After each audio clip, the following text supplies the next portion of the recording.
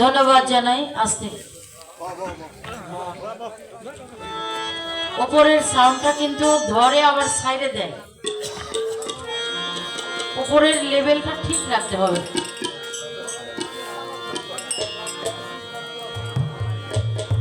দেখি ঢোলের এই সাইডটা, হ্যাঁ উপরের লেভেলটা মিডটা যেন কোনো প্রকার না কমে। ধন্যবাদ জানাই। আমার বাবাজি গতকালকে গান করেছেন সাটুরিয়া, ওখান থেকে আসছেন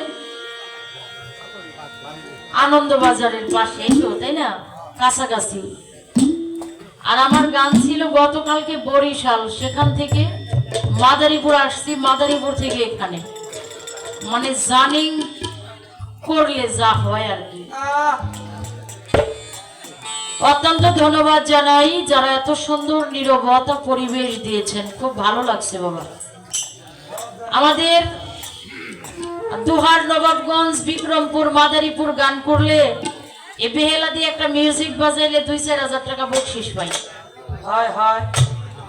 এই যে যতগুলো অতিথি বক্তব্য দিল বাবা, এই আমাদের এলাকার সাধারণ মানুষকে যদি খালি একটা সালাম দিবে দিত মঞ্চে দাঁড়িয়ে, তাতেই কইতো আমি খুশি হই। আগে 2 শিল্পীরে 1000 দিয়ে দিই, ওই স্টাফরে আগে 1000 দিয়ে দিই। তো আমাদের দেশে কথাটা কেন বললাম বাবা, ওখানে টাকার সরাসরি আছে কিন্তু মানুষ মানুষের আলিঙ্গন গড়াগড়ি নেই। এই যে আমার বাবাজি গান করলেন, আপনারা একে অপরের কাঁধে কাঁধ মিলিয়ে যেই আলিঙ্গনটা করলেন, এইটা আমাদের ঢাকা অঞ্চলে মাদারীপুরে পাওয়া যায় না বাবা। এই জন্য টাকা পয়সা হলো হাতের ময়লা, আজ আছে কাল নাই থাকবে না। এই যে আমরা ভাবালিঙ্গনটা করলাম, কিছু তত্ত্ব কথা শুনলাম, এগুলো হলো চির অমর হয়ে থাকবে। কি বলেন? সত্য। আমি গান করে টাকা উপার্জন করলাম, এইটা আমি সৎ কাজেও ব্যবহার করতে পারি, অসৎ কাজেও ব্যবহার করতে পারি। কিন্তু যেখানে আত্মতত্ত্ব নিবেদন হয়, এইটা আর অসৎ কাজে ব্যয় করার কোনো কায়দা নাই। এই কথাটা বললাম কেন বাবা, পালাই চলে যাব। আমার বাবাজি বলছে অনেকগুলো টাকা চাইছে, টাকা ছাড়া আসবে না। বাবা দেখেন বাড়ি পর্যন্ত আনতে পারি নাই, পাশেই মেম্বার বাড়িতে রাইখে আসলাম গাড়ি। এই গাড়িটা আসতে পদ্মা সেতু দিয়ে একবার আসছি, আবার যাব, তাতে 2600 টাকা টোল দিতে হবে। আপনাদের এলাসিন ব্রিজ পার হইলাম, একবারে আসলাম 80 টাকা নিয়ে গেল, আবার যাব 80 টাকা নিয়ে যাবে 160। আচ্ছা গ্যাস যতক্ষণ ছিল গ্যাসে চলছে, গ্যাস শেষ, হ্যাঁ পেট্রোল দিয়ে চালাইছি, 1 লিটার পেট্রোলের দাম 125 টাকা, গাড়ি চলে 4 কিলো, তাহলে আসলাম 220 কিলো রাস্তা। আবার টাকা তো আমি চাই না, টাকা চাই ওই যানবাহন নিয়ে, এই যে কিছু বই পোলাবান আছে ওদেরকে দিতে হয়, সেই জন্য টাকা চাও। প্রকৃত ভাবে পুরো ধর্মের ভক্তির কোনো টাকা পয়সা চাওয়া থাকে না বাবা। এই যে আপনি যেমন আমার গুরু, ওরা আবার আমার এই গুরুর মতো চাই না, আমার সাথে থাকে, ওদের একটু মেনটেন আমার করতে হয়। আগে একটা দুহারির 1000-1200 টাকা দিলে হইতো, এখন কয় টাকা দিবেন 2000।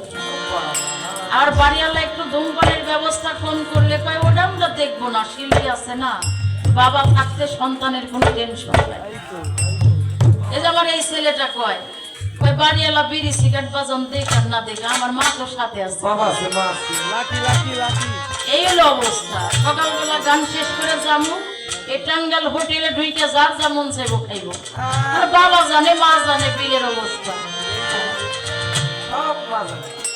ধন্যবাদ জানাই। আমাকে অতি কঠিন করে 2টা প্রশ্ন করেছে বাবা, বললো আমার বয়স হয়ে গেছে, কখন জানি চলে যাই। আচ্ছা এই বয়সে এত তথ্য কথা, এত গুরুত্বপূর্ণ কথা আপনি মনে রাখলেন কেন?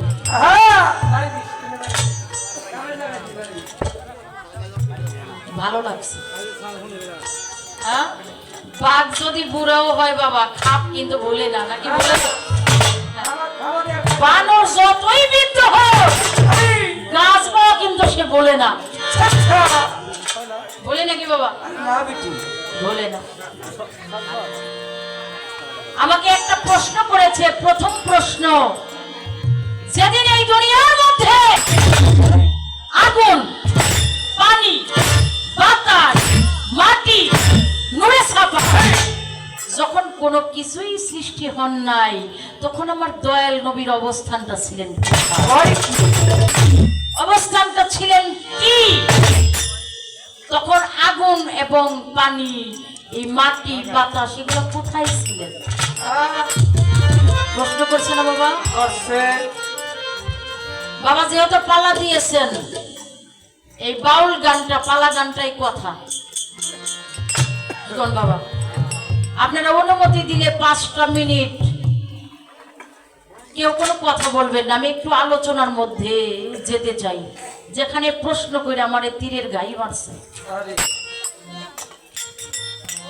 আমি একটু লক্ষ্য করে শুনবেন, নবীর তত্ত্ব, যেই তত্ত্বের মধ্যে নবীর উম্মত থাকে মুক্ত, ওই উম্মতের দোজখ হারাম হয়ে যায়।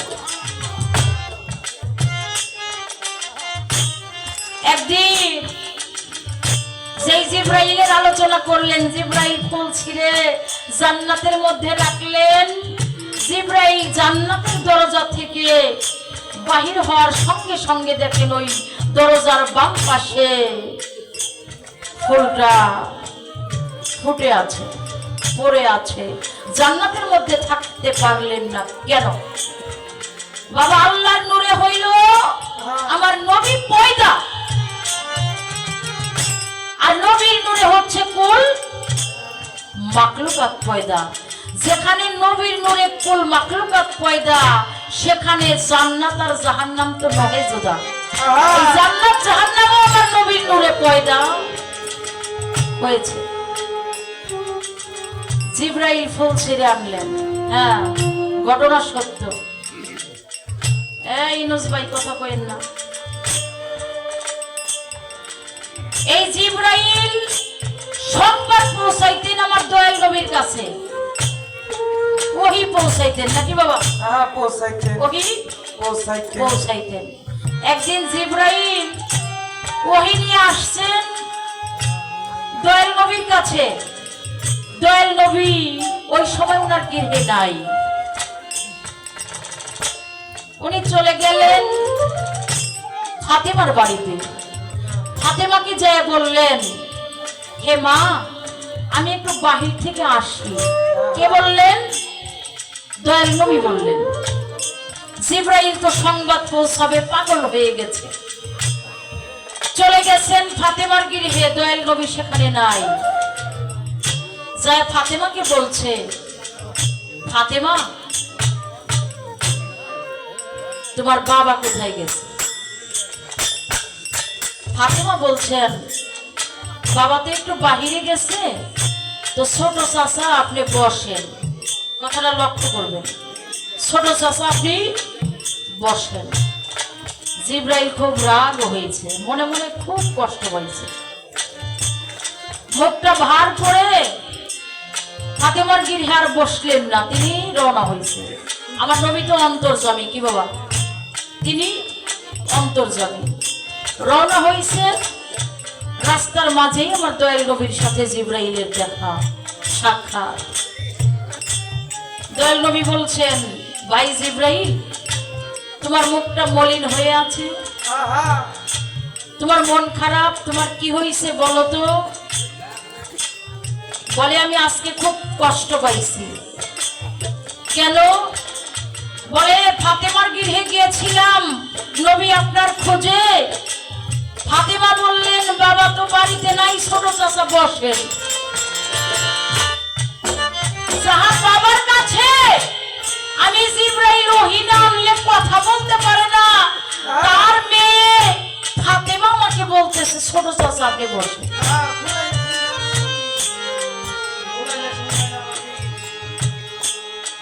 দয়াল নবী একটু মুস্কি হাসি দিয়ে বলছে, আমার ফাতেমা তোমাকে ছোট চাচা বলছে, তাই তুমি কষ্ট পাইছো, বেজার হয়েছে? বলে, নবী বেজার হওয়ারই তো কথা। যার বাবা জন্ম নিল, যেই ফুল আমি আরশ থেকে ছিঁড়ে আনলাম, যেই ফুলে মোহাম্মদ তৈরি হলো, তার মেয়ে আমাকে যদি ছোট চাচা বলে, আমি তো কষ্ট পাওয়ারই কথা। তখন আমার নবী বললেন, আকাশের গায়ে একটা তারা দেখা যায়।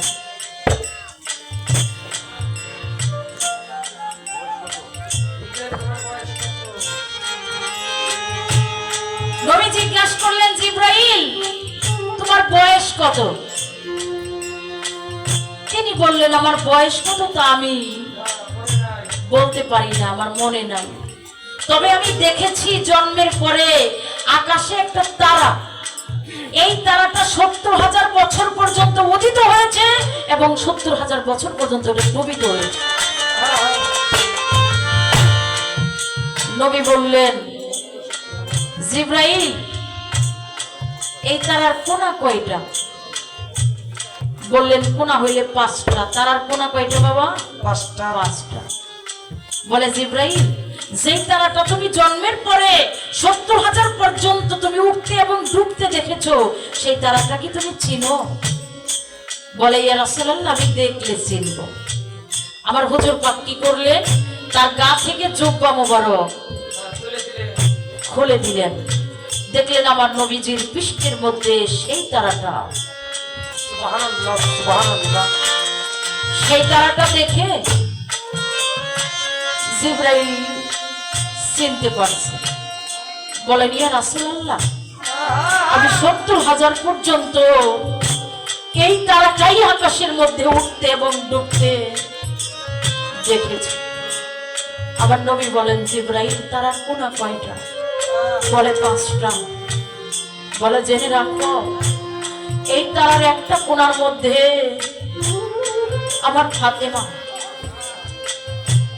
একটা কোনার মধ্যে আমার মাওলা আলী, আরেকটা কোনার মধ্যে আমার ইমাম হোসাইন, আরেকটি কোনার মধ্যে ইমাম হাসান আলাইহিস সালাম, আরেকটি কোনার মধ্যে আমি নিজেই। এবার জিবরাইল, তুমি বুঝে দেখো, আমার ফাতেমা তোমাকে ছোট চাচা বলছে, তুমি আমার ইমাম হাসান হুসাইনেরও অনেক ছোট।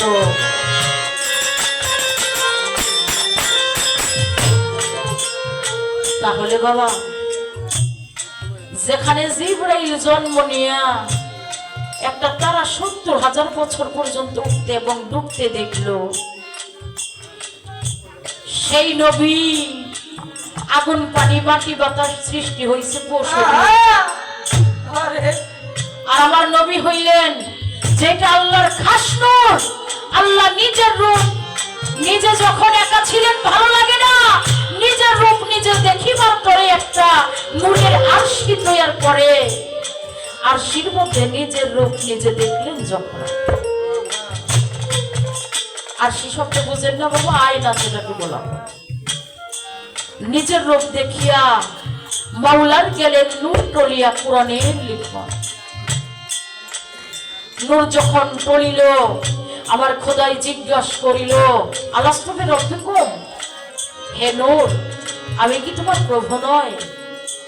নূরের সঙ্গে সঙ্গে সিজদা দিয়ে বলেছে, ইয়া কালবালা, তুমি খোদা আমি বান্দা করব তোমার আরাধনা আরো ধরা।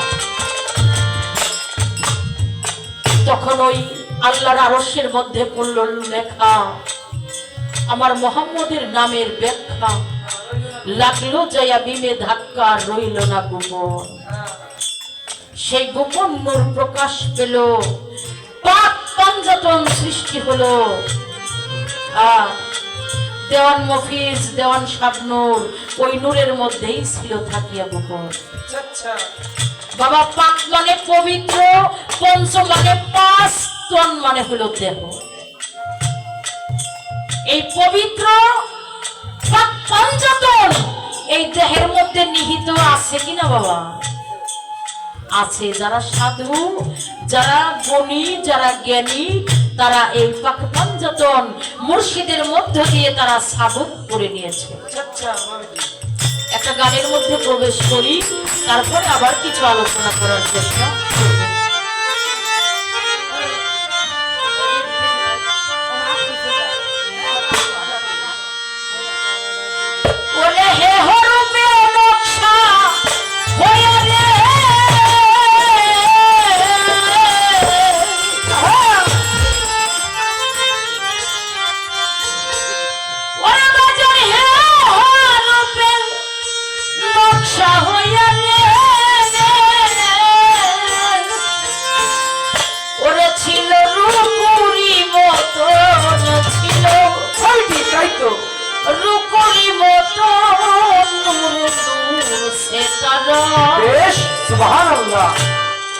ওই নূরের খবর জানতে হবে,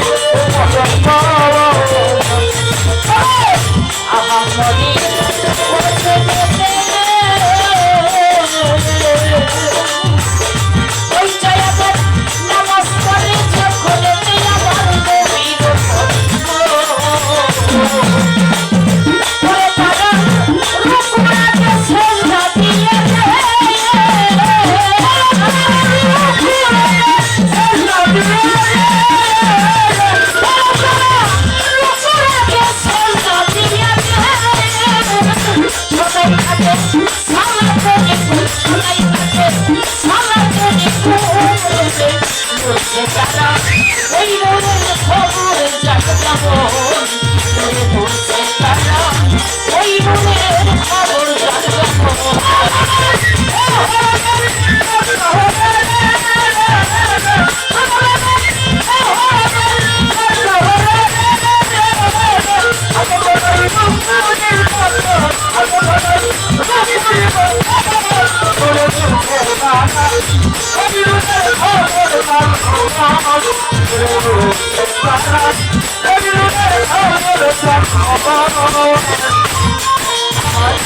নবী রঙের নূর ছড়িল নক্ষত্র হইয়াছিল সৃষ্টির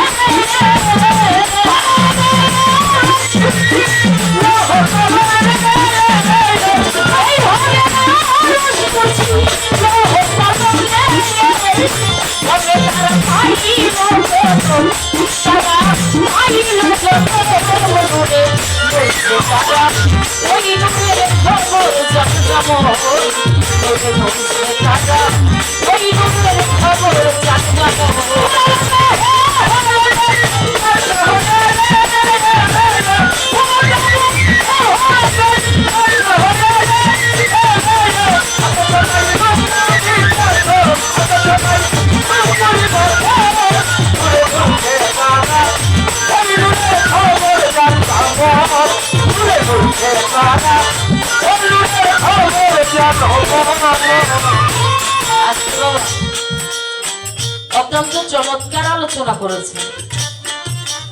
মেরাজের 27 বছর কেটে গেল একটা মুহূর্তের মধ্যে। উনি জমিন থেকে অজু করে মেরাজে চলে গেলেন। 27 বছর চলে গেলেন মেরাজের মধ্য দিয়ে।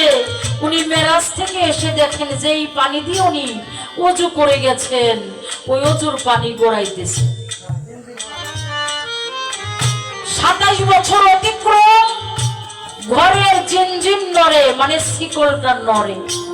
তাহলে অবশ্যই নবী জাননি বেহু তোরে বাবা। এই নবীকে নিয়ে বর্তমান সমাজে কত মতভেদ যে সৃষ্টি হয়ে গেছে। হ্যাঁ, কয়দিন আগে এক মুসল্লি কইতেছে নবী আমাদের মতো মানুষ,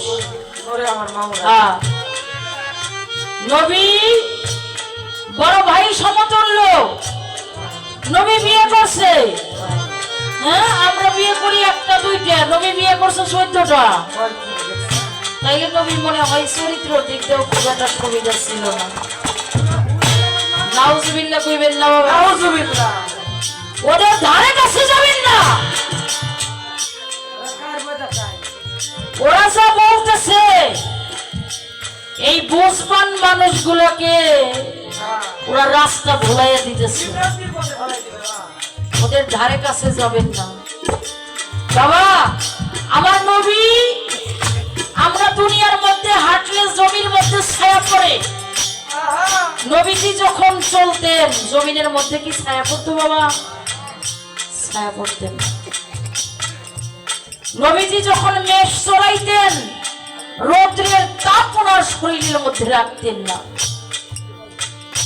আকাশের মধ্যে সর্প হইয়া হুজুর পাকের গায়ের মধ্যে আবার বাতাস করত। তাহলে সে অবশ্যই নূরে নবী, আল্লাহর হাবিব। হ্যাঁ, আমাদের মধ্যে জাতির পিতা ইব্রাহিম খলিলুল্লাহ, ইব্রাহিম খলিলুল্লাহ উনার যাহা কিছু ছিলেন উনি সমস্ত কিছু দিয়া আল্লাহর সাথে বন্ধুত্ব করেছে। কি বলেন, করেছে কিনা? আল্লাহকে ইব্রাহিম খলিলুল্লাহ সমস্ত কিছু দান করে দিয়েছেন, এই জন্য ওনার নাম হইল খলিলুল্লাহ। আল্লাহর সমস্ত কিছু আবার নবীকে দিয়া আল্লাহ বন্ধুত্ব করেছেন, এই জন্য তার নাম হলো হাবিব আল্লাহ আল্লাহ। সুবহানাল্লাহ সুবহানাল্লাহ। আমি মুভিজ দেওয়ানটা সবকিছু দিয়ে ভালোবাসি, এটা আমি স্বার্থে বাসতে পারি। কেন? উনি আমার গুরুজন, ওনার আমার পাইতে হবে। বাবা, উনি যদি আমাকে ভালোবাসে সেখানে চাওয়া পাওয়ার কিছু থাকে না। কি বাবা, আপনারা সন্তান জন্ম দিচ্ছেন, এই সন্তান যত বড় অন্যায় কাজই করুক, যখন ঘুরেন দেয় সে বাবাকে ডাক দেয়, ও যে খারাপ কর্ম কইরাইছে, ওইটা কিন্তু আর মা বাবার মনে থাকে না। থাকে না। সেই জন্য আল্লাহ যেখানে তার হাবিবকে সর্বস্ব দিয়ে ভালোবাসে নাম রেখে দিয়েছেন হাবিব আল্লাহ। এই হাবিব আল্লাহকে যারা আমাদের মতো মানুষ কয়, ওদের ধারে কাছে যাবেন না, ওদের সেবা বাড়াবেন না। বাবা কি বলেছেন সাধক গানটার মধ্যে? আহাম্মদি ওযু দিতে নামাজ পড়ে যখনই আমার এই নবীর উম্মতগণ, হ্যাঁ, আসসালাতুল মিরাজুল মুমিনিনা, জানতে হয় নামাজের বেনা, বিশ্বাসীদের দেখাশোনা লালন কই ওই ভুবনে। তাহলে যখন একজন মুমিন ব্যক্তি সালাতের মধ্যে মগ্ন হয়, মেরাজ অর্থ হলো দেখা সাক্ষাৎ, যখন সালাতের মধ্যে মগ্ন হয়ে যায়, ধ্যানে যখন দিদারে এলাহি করতে যায়, ওই স্মরণ প্রিয় নবীকে তারা সালাতে করতে যায়। এই জন্য বাবা, আমার নবীর মেরাজ হয়েছে একবার, নবীর উম্মতের মেরাজ হয় দিনের মধ্যে 5 বার। যে ব্যক্তি আল্লাহর বান্দা নবীর উম্মত হতে পারছে, তার দৈনিক 5 বার মেরাজ হইতেছে। এই মেরাজের ভাব বুঝতে হবে, ভাব জানতে হবে।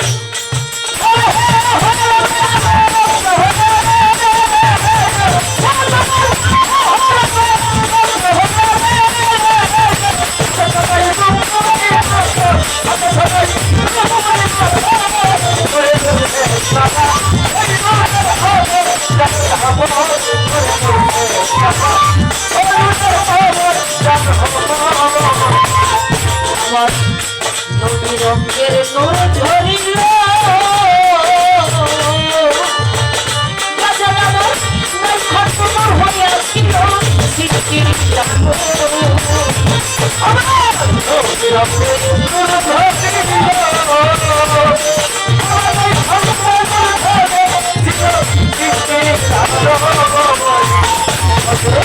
নবী রঙের নূর ঝরিল, পরদিন নাই খতম হইয়াছিল সৃষ্টির চাকর। তাকে আরো সুস্থির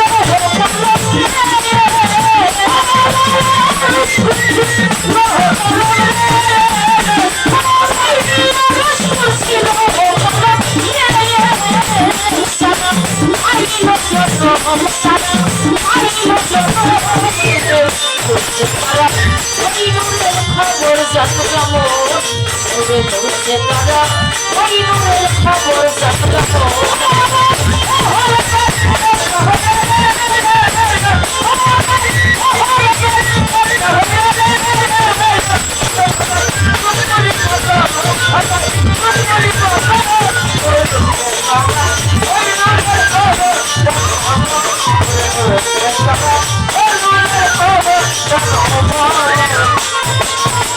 বাজার আমার চন্দ্র সূর্য গ্রহ তারা,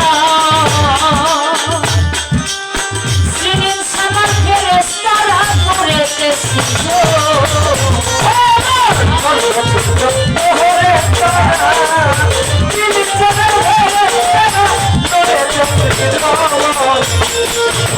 চন্দ্র সূর্য গ্রহ তারা,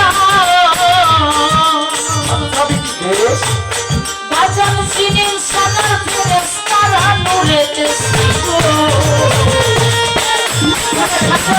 আমি পরে সৃষ্টি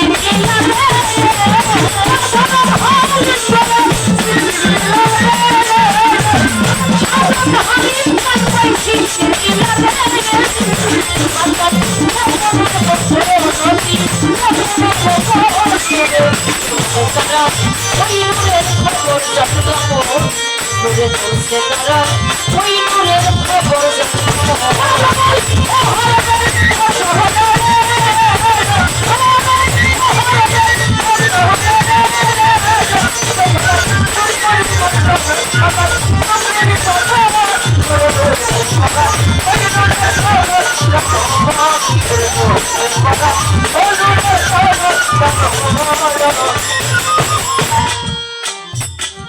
তারে কি আর পাশরিতে পারবে তারে কি আর পাশরিতে পারবে নয়তো জানে জানে তারে কি আর পাশরিতে পারবে তারে পাশরিতে পারে তারে কি আর পাশরিতে পারে নয়তো জানে জানে তারে কি আর পাশরিতে পারে তারে কি আর পাশরিতে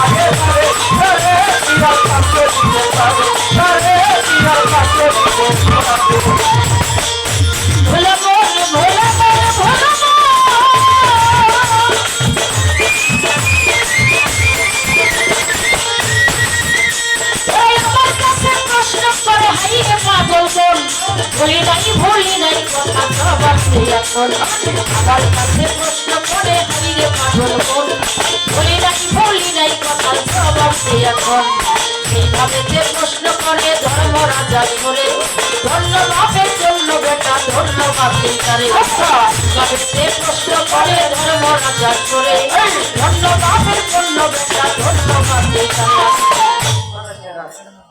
খুব ভালো আমার দয়াল নবী যেই ফুলে সৃষ্টি হইলেন হ্যাঁ আবার হালিম চাঁদের একটা গানের কথা বলছে ব্যস্ত পাশে নূরের গাছে ফুটলো নূরের ফুল আমার মোহাম্মদ রাসূল সেই ফুল জান্নাতের মধ্যে জিব্রাইল রাখলেন কিন্তু উনি বাহির হওয়ার আগেই ফুল বাহিরে এসে বৈশা আছে এখানেই তো তত্ত্ব এখানেই তো হাকিকত এগুলো আপনারা জানেন কারণ প্রত্যেকটা মানুষ আপনারা গুরু ধরা কেউ প্রত্যেকটা মানুষ আপনারা বুঝবান মানুষ বাবা বাবা বিয়ে করে আনলো মায়ের সাথে কি হয়েছে বাসর হয়েছে হয়েছে কিনা আপনার আমার মায়ের বাসর হয়েছে আর আমার নবীজি উনার মা বাবার মধ্যে কি আমাদের মতো বাসর হয়েছে বাবা ওনাদের হয়েছে রাত্রি যাপন কেমন করে হইলেন আরশের মধ্যে যখন ফুল ছিলেন বাবা আব্দুল্লাহ এবং আবু তালেব শ্যাম শহরে ব্যবসার উদ্দেশ্যে রওনা হয়েছেন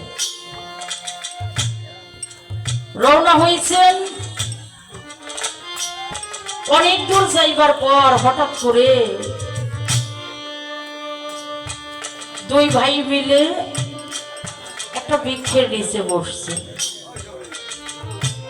হঠাৎ করে আব্দুল্লাহর একটু তন্দ্র অবস্থা হয়েছে ঘুমেও না জাগ্রত না যখন এই তন্দ্র অবস্থাটা হয়েছে আবার আল্লাহ বলেন হে জিবরাইল তুমি চলে যাও সেই আরশের মধ্যে মহাপবিত্র একটি ফুল আছে, ওই ফুলটি এনে তুমি আব্দুল্লাহ নাসিকার মধ্যে ধরো। হুকুমটা দিলেন কে? আমার আল্লাহ। জিব্রাইল সঙ্গে সঙ্গে ফুলটা এনে যখন বাবা আব্দুল্লাহর নাসিকার মধ্যে ধরছেন, ওই নিঃশ্বাসের ভিতর দিয়ে বাবা আব্দুল্লাহর পেশানির মধ্যে চলে গেছেন কে? আমার সেই মোহাম্মদী সত্তা, আমার সুবহানাল্লাহ সুবহানাল্লাহ। যখন চলে গেছেন, আরবের অনেক সুন্দর সুন্দর নারী পাগল হয়ে গেল আমার বাবা আব্দুল্লাহকে দেখে। বাবা আব্দুল্লাহর সাথে যে ব্যক্তি সংসার করবে তথা যে ব্যক্তি বিয়ে বসবে, তার ঘরেই আখিরি নবী জন্ম নেবে। অনেক নারীরা ধরতে চায়, বাবা আব্দুল্লাহ পিছনে সরে যায়, ধরতে দেয় না। দূর হইতে মাবে না, বাবা একজন আসুক, একজন আসুক। দূর হইতে মা মেনা এসো। আবার বাবা আব্দুল্লাহকে জড়াইয়া ধরে তার এই লালাটের মধ্যে চুমু খাইলেন।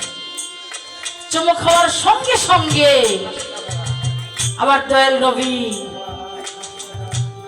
সঙ্গে সঙ্গে, বাবা দেখবেন একটা মানুষ যখন আরেকটা মানুষকে কপালের মধ্যে চুমু করতে যায়, দুইটা নাসিকা এক হয়ে যায় না বাবা? আশিক এবং মাসিক এক হয়ে যায়।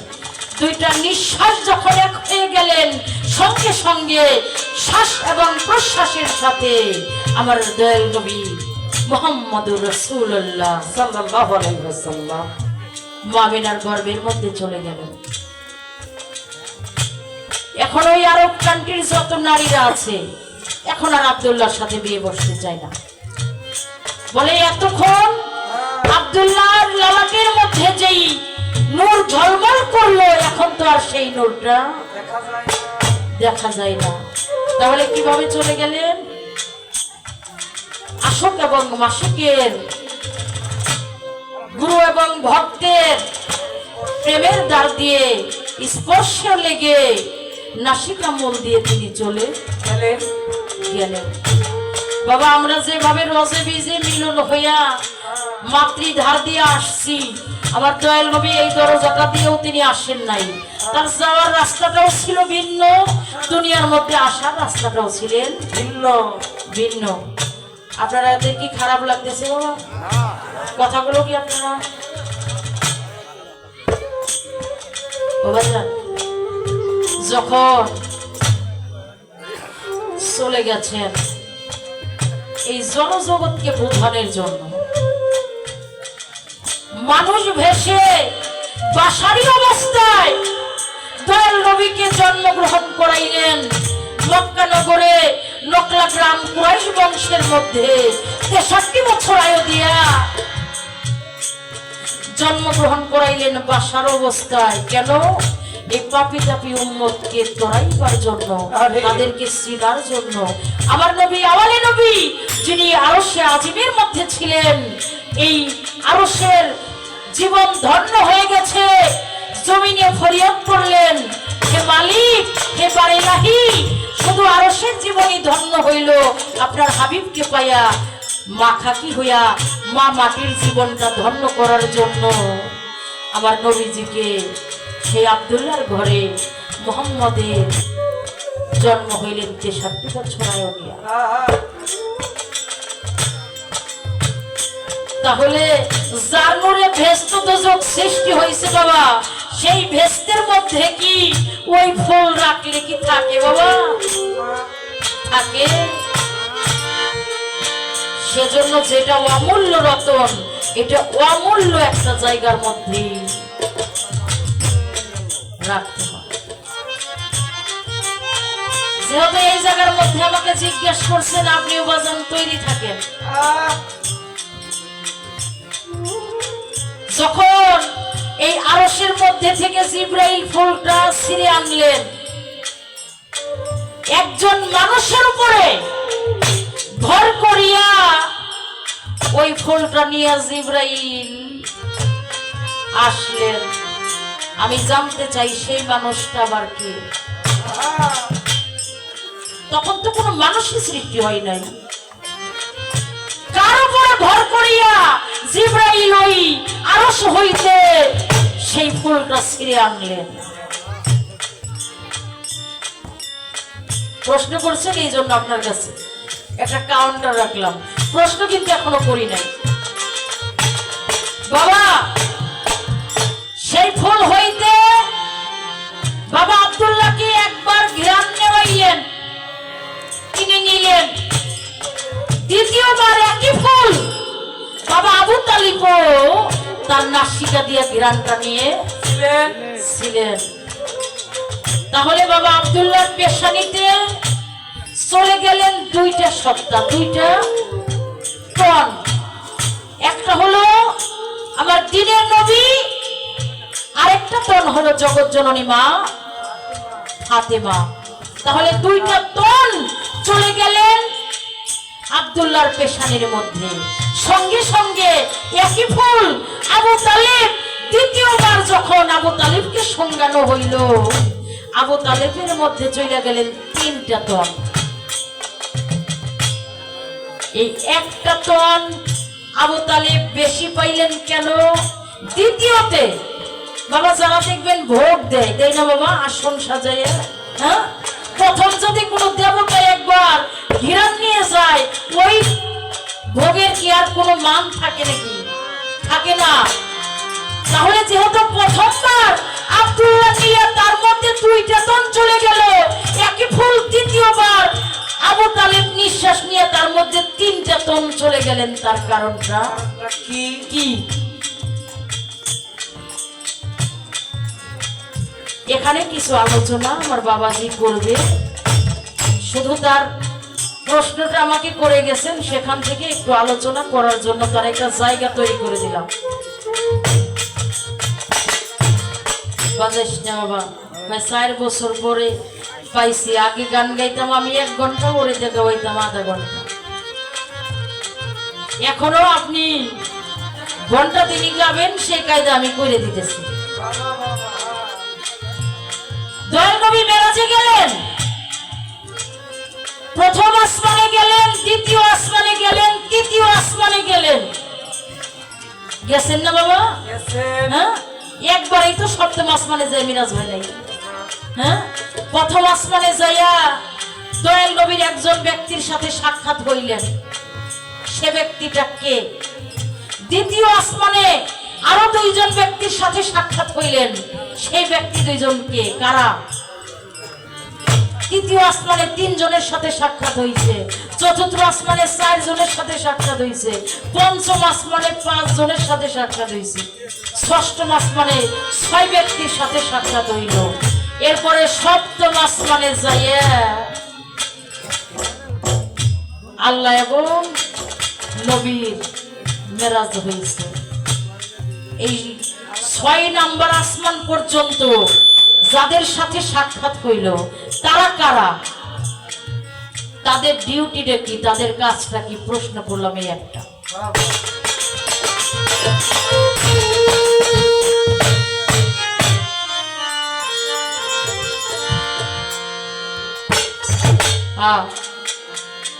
নবী তত্ত্ব, আমার নবী যে কি ছিলেন,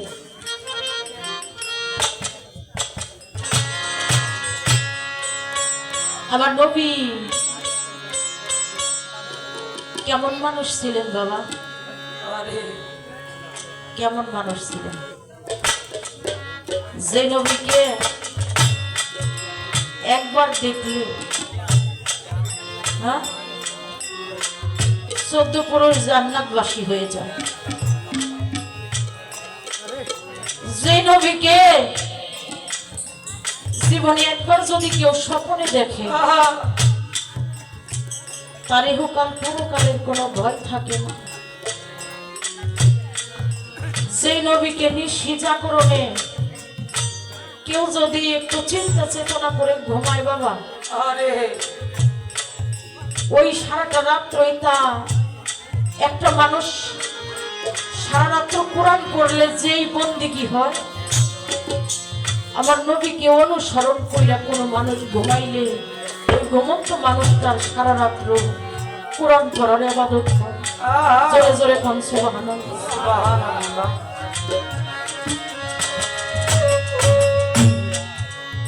আমার নবী দুনিয়ার মধ্যে 63 বছর আগে নিয়ে এসে আমার মালিকের কাছে উনি যদি ধন সম্পদ হীরা কাঞ্চন মণি মুক্তা চাইতেন, আমার আল্লাহ সবকিছু দিতেন না বাবা? আমার আল্লাহর কাছে আমার নবী সারা জীবন সেজদায় পড়ে শুধু তো চোখের পানি ছেড়ে দিয়ে বলছে, মাওলা আমার পাপী উম্মত, আমার গুনাহগার উম্মত, আমার না বুঝ উম্মত, আমার উম্মতের কি গতি হবে? দুনিয়ার মধ্যে 312 জন নবী, তারা শুধু বলছেন ইয়া নাফসি ইয়া নাফসি ইয়া নাফসি। আমরা বাঁচলে বড় খুশি। আমার দয়ার নবী মায়ের নবী সারা জীবন কেঁদেছে, ইয়া উম্মতি ইয়া উম্মতি ইয়া উম্মতি। আমার ইলাহি, আমার পাপী উম্মতের হবে কি গতি? আমার আল্লাহ বলেন, বিচার ছাড়া কাল হাসরের ময়দানে আমি আল্লাহ যে বিচার করব, বিচার ছাড়াই 7 লক্ষ লোক আমি জান্নাতে দিয়ে দিব। বন্ধু তুমি কেঁদো না, আমার হাবিব তুমি 2 চোখের জল দিয়ে জমিনকে ভেজেও না। আমার নবীজি সেজদায় পড়ে কাঁদে, আমার নবীজি কাঁদতে কাঁদতে বেহুশ হয়ে গেলেন। মাওলা রে, দুনিয়ার মধ্যে আমার উম্মতের যদি কোনো জাহান্নামের জায়গা হয় রে মালিক, আমি তোমার জান্নাতে গমন করব না। আমি তোমার জান্নাতকে চাই না রে মাবুদ। তুমি আমার উম্মতকে তুমি শুধু ক্ষমা করে দিবা। আমার উম্মতকে কাল হাসরের ময়দানে কোনো কথা তুমি জিজ্ঞেস করো না।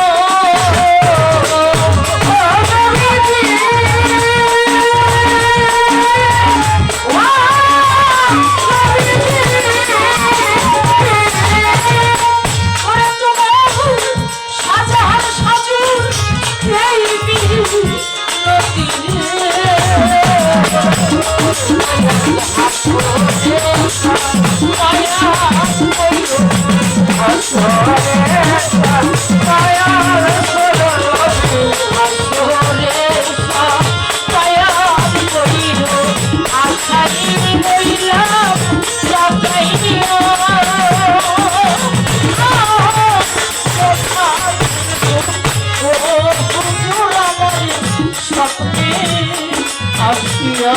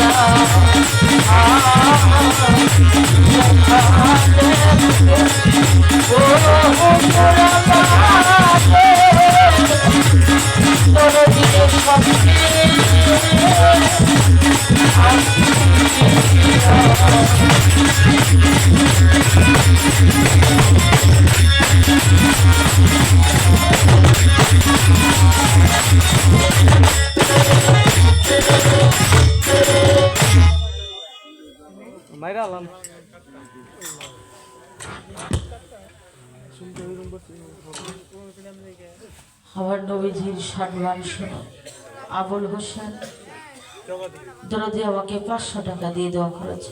আলহামদুলিল্লাহ। দরদির প্রতি ভক্তি রাখে, সবার প্রতি ভালোবাসা ও ভক্তি রাখে। যা হোক, আজকের দিলবার পীর সাহেবের বাড়ির বাউল গানের অনুষ্ঠানের মহতি জলসার সাধুগুরু বৈষ্ণব আজকের সামনের দেওয়ানের গানে সন্তুষ্ট হয়ে শুধু নবীর শান শুনে এ বাড়িওয়ালার পক্ষ থেকে জয়নাল ভাই তাকে 102 টাকা দিয়ে পুরস্কৃত করেছে। সেই সঙ্গে পারবহলির আশরাফ আমার মামা আরো 102 টাকা দিয়ে পুরস্কৃত করেছে। পাকুল্লার আরজু ভাই পাকুল্লা বাজারের ব্যবসায়ী তাকে 102 টাকা দিয়ে পুরস্কৃত করেছে। সেই সঙ্গে শারুটিয়ার নাইবালি ব্যাপারী নবীর শান শুনে তাকে আরো 102 টাকা দিয়ে পুরস্কৃত করেছে। পারবহলির ক্ষুদ্র ব্যবসায়ী আমার আওয়াল ভাই তাকে আরো 102 টাকা দিয়ে পুরস্কৃত করেছে। সেই সঙ্গে পাকুলার আরজু ভাই দোহারির টানে মত হইয়া তাকে আরো 102 টাকা দিয়ে পুরস্কৃত করেছে। ধন্যবাদ সকলকে।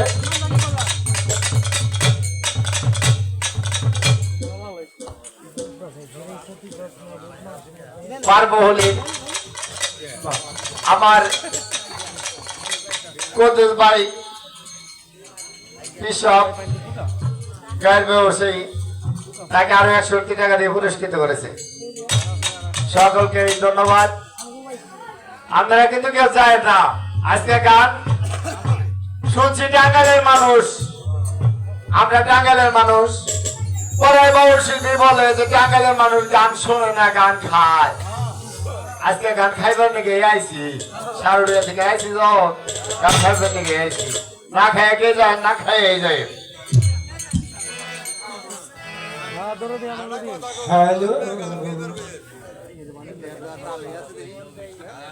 আমার পারবহলির কাঁচামালের ব্যবসায়ী আমার মর্তু ভাই তাকে আরো 102 টাকা দিয়ে পুরস্কৃত করেছে। আমার ছকের ভাই শারুটিয়া থেকে আগত ছকের ভাই তাকে আরো 102 টাকা দিয়ে পুরস্কৃত করেছে।